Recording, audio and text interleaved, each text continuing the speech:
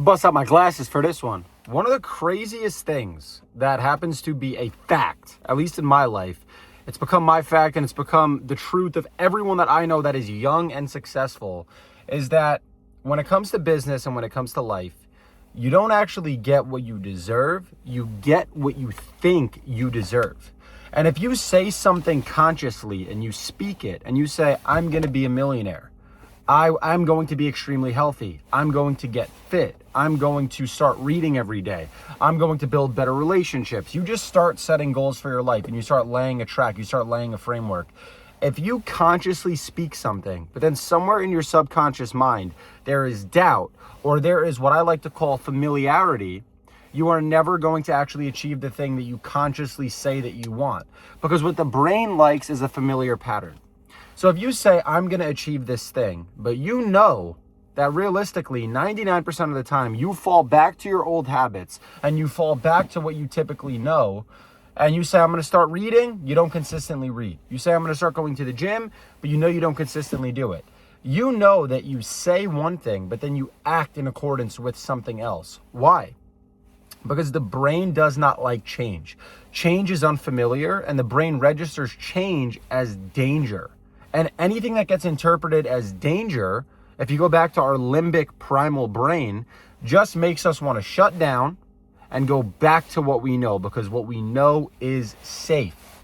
If you take a gym rat and you tell them you need to take a month off the gym, that would then become challenging for that person. Why would that be challenging? Because they're so familiar with their routine that for them to not exercise for a month is a massive break in that routine.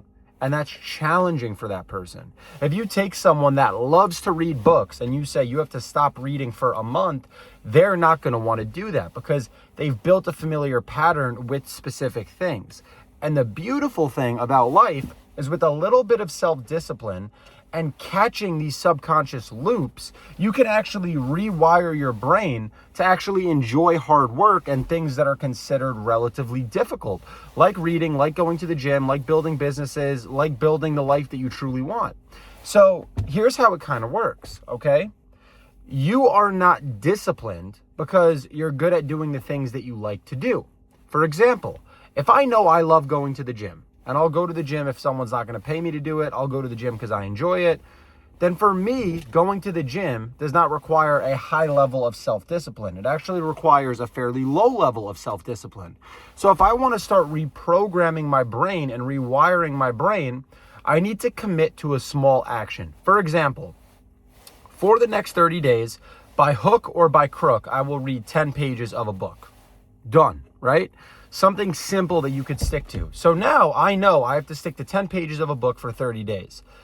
As much as I hate it, and I might not like it, day 1, day 2, 3, 4, 5, 6, 7, I'm going to constantly tell myself, even though I don't enjoy this now, this current state is not forever, I will stick to my inputs and I will read these 10 pages.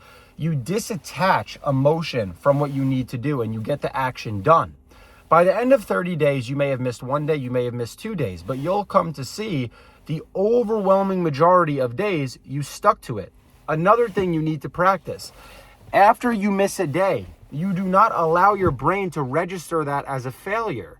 You register that as, okay, I fell, but I can pick myself back up and I can interrupt this familiar pattern where I start something, I can't finish it, so I quit. No, I start something, I had a little bit of a roadblock, temporary, let me pick myself back up, not feel any level of self-pity, and just get back on the course. And it's that simple. And I promise you, here's what ends up happening.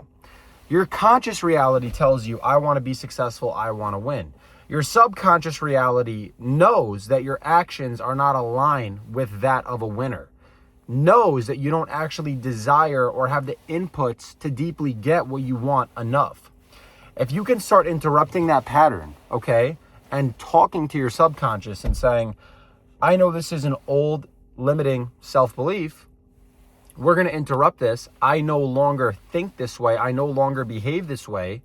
Even if in the beginning you're lying to your subconscious brain, you need to interrupt that pattern so that your subconscious will eventually become aligned with your conscious. So when your subconscious brain is now aligned for success, wealth, and health, And your conscious brain is also aligned for success, wealth, and health.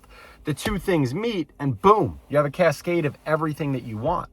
However, when your conscious brain says, I want this thing, but your subconscious brain says, Luke, you know you can't really have it. You know what the reality is?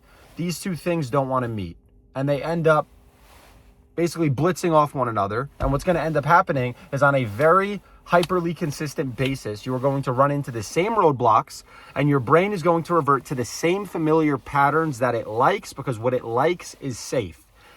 That feeling of a lack of safety is where all of the growth is. And understand, a temporary amount of discomfort can literally build the entire life that you want from scratch. Brick by brick, you can build the entire life that you want with going through a little bit of temporary discomfort to build patterns and habits to turn you into the person that can achieve everything that you want. Do not think to yourself you are stuck as who you are right now. The brain is neuroplastic. And what that means is that it's malleable and that your brain can literally change. So if you're not happy with your current identity or your current habits or your current safety, you can change that. And the beautiful thing about that, once you do some internal work and some rewiring, you can start enjoying reading. You can enjoy going to the gym, going for walks. You can start enjoying doing all these things that you know you should be doing, and you can live a significantly happier and more abundant life. And that is the primary principle that actually made me a multimillionaire at 20 years old.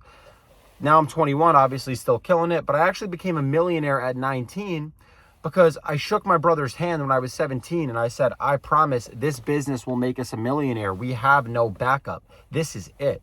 My conscious and my subconscious were completely in alignment that this venture would work. And boom, my marketing agency exploded and we made millions of dollars. So I'm not just telling you this because I didn't actionably go forward and build this into my life. I've built this habitual routine into my life and I've built this subconscious rewiring into my life and integrated it. And that's why I can stay physically fit and lean year round. I can consistently read my book, whatever I need to do. I've built habits and I've built a subconscious rewiring and program that is on the frequency and the wavelength for success, not low frequency, low vibration bullshit. All right? Keep that in mind and go work.